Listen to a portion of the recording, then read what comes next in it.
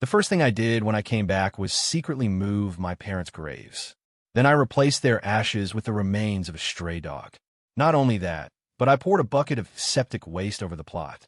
I did it because in my last life, my girlfriend's true love, the one she'd always wanted, said he wanted to pay respects to my parents with her. From that day forward, my life became a cascade of unending misfortune. Meanwhile, her perfect man's life took off like a rocket. He didn't just land a coveted job at a top tech firm. He won millions in the lottery. Not long after, I died from a sudden, wasting illness. After I died, my soul lingered, tethered to my girlfriend, and I heard him cooing to her one night. "It's all thanks to your deadbeat ex," he'd said. "He let me swap our fates." He had no idea how good his life was supposed to be. Now, after I took his destiny, everything that should have been his is all mine. Hearing their conversation, I wanted to tear them apart. The rage was so total, so absolute, that I snapped back to life, opening my eyes on the exact day he said he wanted to visit my parents' graves. 1 inch so, "Ethan, this is where your mom and dad are buried." Julian Vance looked at me, his face a mask of polite curiosity. I nodded numbly. "Yeah, my parents are right here." A flicker of light sparked in Julian's eyes when he heard that. He even bowed his head slightly toward the headstone in a show of respect. "Hey, Ethan," he said, turning back to me. "Would it be okay if I burned something for them, too? Just a small offering. It's just a little gesture of respect from me," he added with a sincere-looking smile.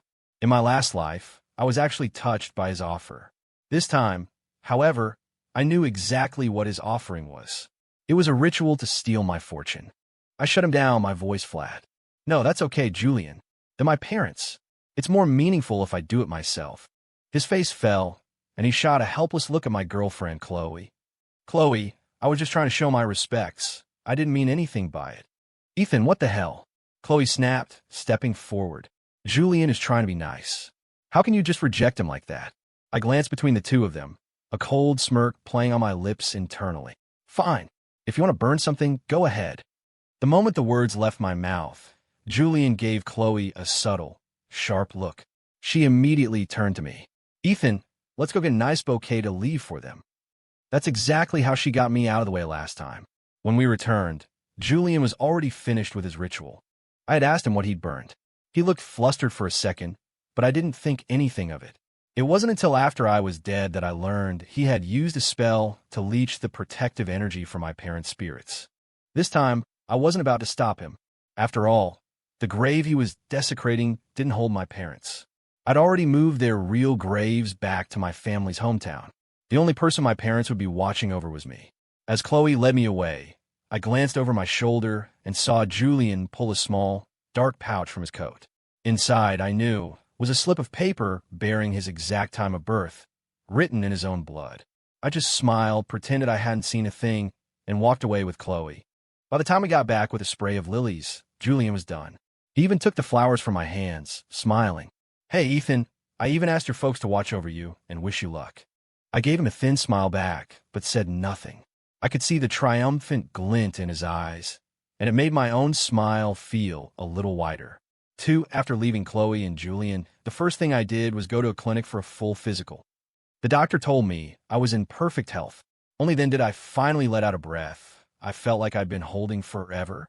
In my past life, I died of a mysterious illness that came out of nowhere. This time, that wasn't going to happen. I had just gotten home when my phone rang. It was the company I had dreamed of working for, a high-security government contractor. They told me I'd passed the final interview and asked how soon I could start. For a moment, I was stunned into silence. I never got this call in my previous life. Instead, it was Julian who got a call on the way home from the cemetery, an offer from Google. But this time, it was me who'd been chosen. The job was in another city, so I immediately started packing. I was getting out. I didn't expect Chloe to show up, just as I was taping up the last box. "Ethan, Julian didn't get the offer from Google." She stood in my doorway, watching me. "He's pretty torn up about it. I'm going to go spend some time with him." I listened to her, forcing a placid smile. "Okay, you go do that." Chloe's eyes narrowed slightly. "Ethan, have your parents' graves always been in that spot?" I nodded, my expression neutral. Of course. I knew she was getting suspicious. After all, Chloe and Julian had dragged me to a psychic once. The psychic told me I was protected by my parents' spirits and that I would succeed in whatever I did. That was the real reason they targeted me. Chloe, do you really think I'd forget where my own parents are buried? I asked, feigning exasperation. That seemed to satisfy her. You're right, she said with a laugh. Okay, I'm heading over to Julian's. I pretended to be concerned, telling her to take good care of him. Ethan, you never liked me hanging out with Julian before, she said, pausing at the door. Why are you pushing me to go today? I smiled. I still don't like it. But he's your friend, and he's upset. Go be with him. Besides, Chloe, I trust you. She nodded, seemingly convinced, and finally left. The second she was gone, I moved. I finished packing, called my landlord, and told him I was moving out immediately. I said he could keep the security deposit. I just had to leave. After hanging up, I booked the next flight out and raced to the airport. I only truly relaxed once I was through security. I was safe now. I couldn't imagine how many other schemes they would have cooked up to ruin me if I had stayed. This time, they would never succeed. As for Julian, his string of bad luck was just getting started. After all, he was the only one who didn't know he had just adopted a dead dog as his spiritual parent. And with the filth I'd poured over the grave, I had scoured away any lingering good fortune. From now on, Julian's life would be nothing but one disaster after another. And Chloe? By sticking with him, she was tying her fate to his sinking ship. 3 inches at a departure lounge. I opened my phone and saw a new Instagram story from Chloe. It was a picture of her and Julian on what looked like a spontaneous road trip. They were posed close together, smiling intimately. Seeing that picture sent a jolt through me. I'd only been with Chloe for a year. It started after a classmate dragged me to get a psychic reading, and it just so happened Chloe and Julian were there too. They overheard my birth date and time. Shortly after, Chloe began pursuing me relentlessly. I didn't understand it at first. Later, I realized she was only interested in my good fortune, the destiny the psychic had described. She got close to me for Julian's sake. Now, looking at them together, I just laughed and turned off my phone. When my plane landed, a car was already waiting. My new employer had arranged everything. Because it was a high-security firm, the safety measures were top-notch. When I moved into my corporate apartment, I saw uniformed patrols making rounds. For the first time in a long time, I felt a sense of peace. After finishing my onboarding paperwork, my new boss told me I'd start next week and that I should use the next few days to get settled. I finally let myself unwind, went back to my apartment, and collapsed onto the bed. The day's frantic rush had left me exhausted, and I fell asleep almost instantly. Sometime later, I was woken up by my phone ringing. It was Chloe. Her voice was sharp with panic. Ethan, you need to get to the hospital. What? I mumbled, still half asleep. What happened, Chloe? I asked, pretending to be concerned. Julian and I were in a car crash. We're both in the hospital. You have to come here now. Sorry, Chloe, I can't, I said calmly. I got a job offer. I've already moved. There was a stunned silence on the other end. Then she practically shrieked. What are you talking about, Ethan? You didn't have a job. I just saw you yesterday. I know what this is. You're just mad because I went on a trip with Julian. Stop being so childish, Ethan, and get over here. I sighed. Chloe, I really did get a job. And another thing, I think you care more about Julian than you do about me. So, Chloe, I think we should break up. I said the words, and, without waiting for her to respond, hung up the phone. It was over between us. From here on out, all the bad luck was theirs.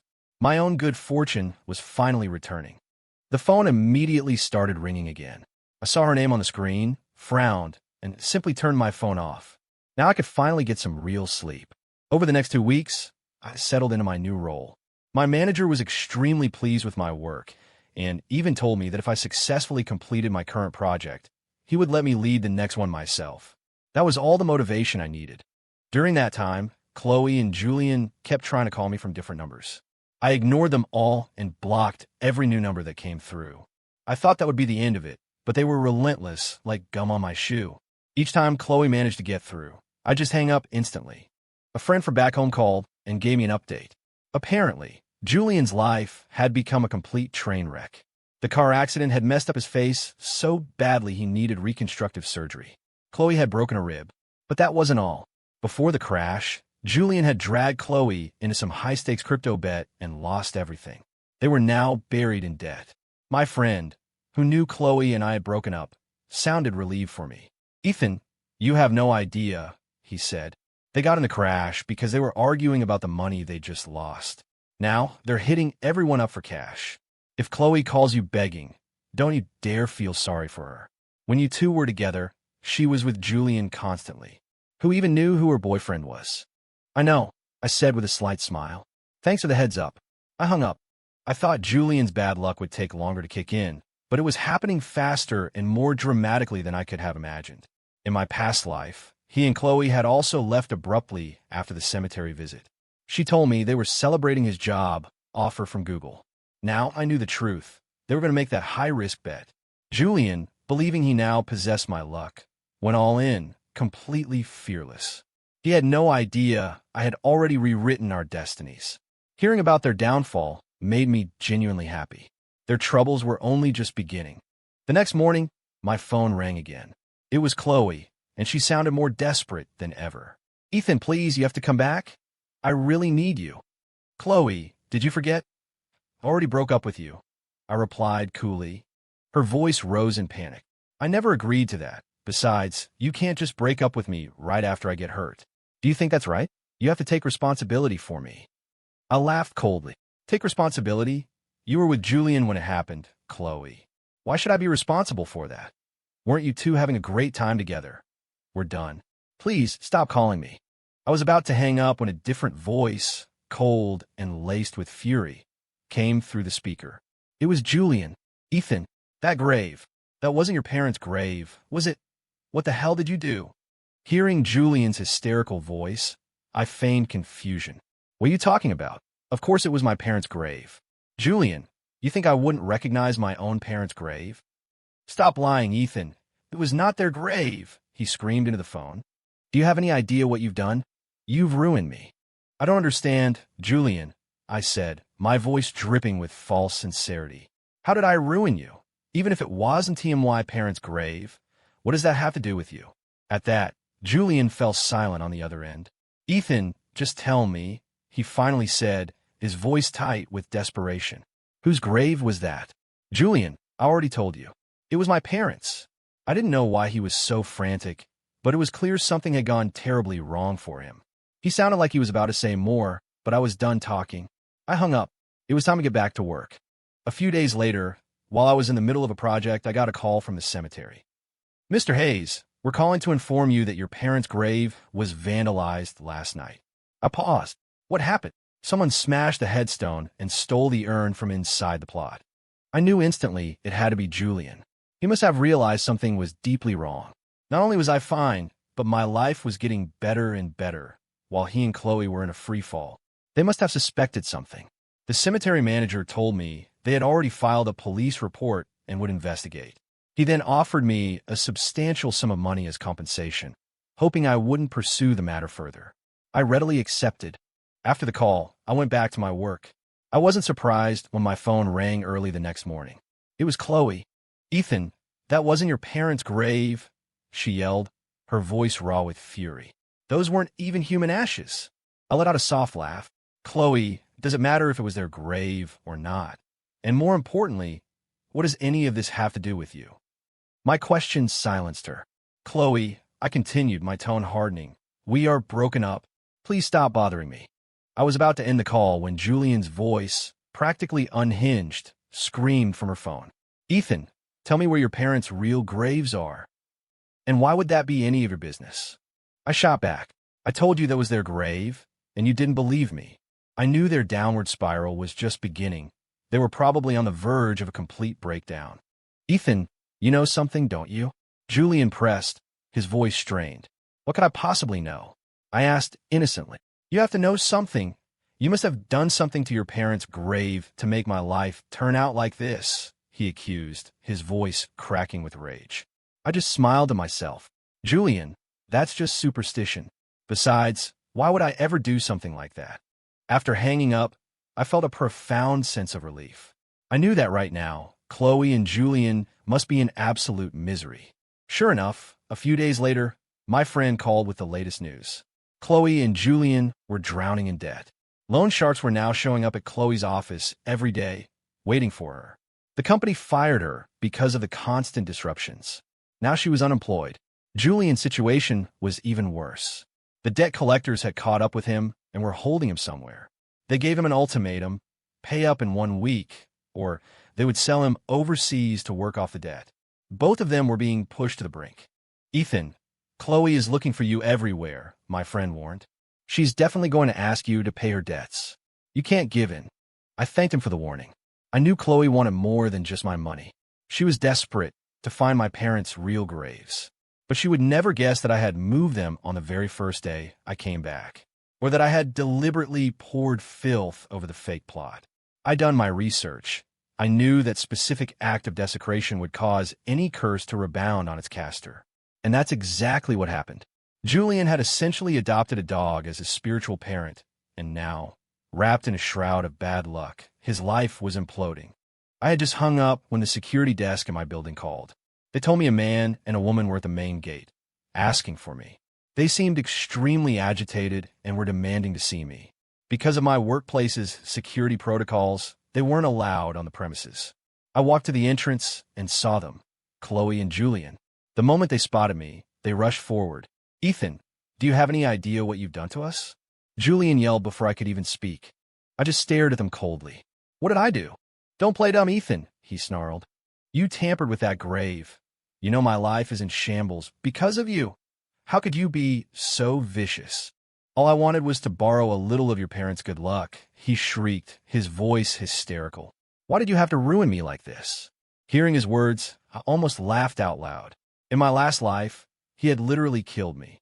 And now he had the audacity to play the victim. Julian, I have no idea what you're talking about, I said, my voice flat. He stared at me, his eyes burning with hatred. You have to know, you're the reason my life is a mess, and you're going to take responsibility for it. I looked at his contorted face and replied calmly, Julian, I don't know what you want from me, but I'm very busy. I have work to do. I don't have time for this. I turned to walk back inside, but they weren't going to let me leave. Chloe lunged forward and blocked my path. You're not going anywhere, Ethan. Chloe said, her voice sharp. You've ruined Julian's life. You're not just going to walk away from that, are you? How did I ruin his life? I asked, playing dumb. Stop pretending, Ethan. Julian spat. We dug up the urn from your parents' grave. Those weren't your parents' ashes. What? I said, widening my eyes in mock surprise. I looked at Julian. Then it must have been a mistake. I'll have to call the cemetery and get this sorted out. They both looked at me, their faces twisted with fury. Chloe grabbed my arm, her nails digging into my skin. Ethan, you're going to give me and Julian an explanation, right now. You're coming with us. She started to physically drag me away. I just smiled. She had no idea where she was. I turned towards the guardhouse and yelled, Help! They're trying to abduct me. Instantly, 2 armed security guards burst out of the building. Their eyes were locked on Chloe and Julian, their stances hostile. The sight of armed officers shocked them into silence. Chloe immediately let go of my arm. Mr. Hayes, what's going on? One of the guards asked, his hand resting on his sidearm. This is my ex-girlfriend, I explained, pointing at Chloe. I broke up with her, and she's not taking it well. She's trying to force me to leave with her. The guards' expressions hardened. They moved towards Chloe and Julian, their demeanor threatening. They escorted them off the property, warning them that if they ever showed up again, they would be arrested for trespassing. I felt a wave of relief. I was safe here. I thanked the guards and went back to my desk. A few minutes later, my phone buzzed with a message from an unknown number. It was Julian. Ethan, I'm sorry. I know I was wrong. I was possessed by greed. I just wanted your luck. Ethan, I'm being punished now, and you're the only one who can save me. Just tell me where your parents' graves are. That's all I need to turn my luck around. Please, Ethan, I'm begging you. If you don't help me, I'm going to die. I read his frantic messages, smiled faintly, and blocked the number. Chloe sent a flurry of texts too, all with the same desperate goal. I ignored them. I sent her one final message telling her I had no idea why my parents' ashes had been switched and that I couldn't help her. Then I blocked her number as well. After that, I dove back into my work. I was thriving. I finished my project ahead of schedule, and my boss, incredibly impressed, gave me my own project to lead, just as he'd promised. Then, one afternoon, I got a call from the cemetery. Mr. Hayes, the police have made an arrest in the theft of your parents' urn. The person they caught, the manager told me, was Chloe Reed. I wasn't surprised. Julian, cursed with bad luck, wouldn't have dared to do it himself. It had to have been Chloe. I told the manager that I wanted the matter prosecuted to the fullest extent of the law. As for anything else, I no longer cared. The cemetery assured me they would handle it. A few days later, a detective called. He informed me that Chloe had confessed, but wanted to see me one last time. I agreed to go. When I arrived at the detention center, I hardly recognized her. She looked completely different from the woman I had seen just a few weeks prior. Her hair was a matted mess, and the confident, polished beauty she once had was gone. Her eyes, full of a venomous hatred, locked onto me. "Do you know what you did, Ethan?" she hissed. "You destroyed Julian. All he wanted was a chance to change his luck. Why couldn't you just let him have it? Those debt collectors took him, Ethan. Who knows what's going to happen to him now? This is all your fault." I listened to her furious tirade and offered a placid smile. "Is this what you wanted to see me for, Chloe? To tell me this? If so, I think we're done here." I looked at her coolly. "As for you, for the crime of desecrating a grave, you'll be in prison for at least 3 years." Her face paled at my words, then contorted with rage. "Julian was taken, Ethan. They're going to sell him overseas. Isn't that serious enough for you? I'm begging you. Please save him." I just looked at her and slowly shook my head. "I'm sorry, Chloe. I can't do that. In my last life, they both left me to die. This time, there was no way I was going to save my own murderer. He was my enemy." She stared at me, her eyes hollow with disappointment. Finally, she asked, "How did you know about our plan, Ethan? When did you move your parents' ashes?" She looked at me, completely baffled. She and Julian had planned my downfall from the very beginning, and they couldn't comprehend how it had all backfired so spectacularly. I just smiled. "You and Julian brought this on yourselves when you decided to harm someone else. You should focus on your own time in prison now." With that, I stood up to leave. "Ethan, I'm begging you. Please save Julian," she cried out desperately as I walked away. "I know you can." I didn't look back. In my last life, I was blind to have ever fallen for Chloe. This time, I saw everything clearly. I wouldn't let either of them off the hook. Besides, did they really think the backlash from a failed curse would be so simple? Julian was doomed, and Chloe, having tied her fate to his, would share his miserable end. Sure enough, a few weeks later, my friend called me. "Ethan, have you heard?" he said, his voice low. "Julian is dead. He owed too much money and couldn't pay it back, so his debtors sold him to a ring in Southeast Asia. I heard that when they found him, they had harvested his organs. There was nothing left." He paused, then continued, his voice even quieter. "When Chloe heard the news in prison, she snapped. They said she went insane, started attacking and biting other inmates like a rabid animal. A group of them fought back. They hit her in the head. She had a massive brain hemorrhage. She was dead by the time she got to the hospital." My friend sighed on the other end of the line, remarking on what a tragic and brutal end they both met. I just smiled. I knew this wasn't a tragedy. It was the justice they deserved. As for me, my project was a success, and I was up for a promotion.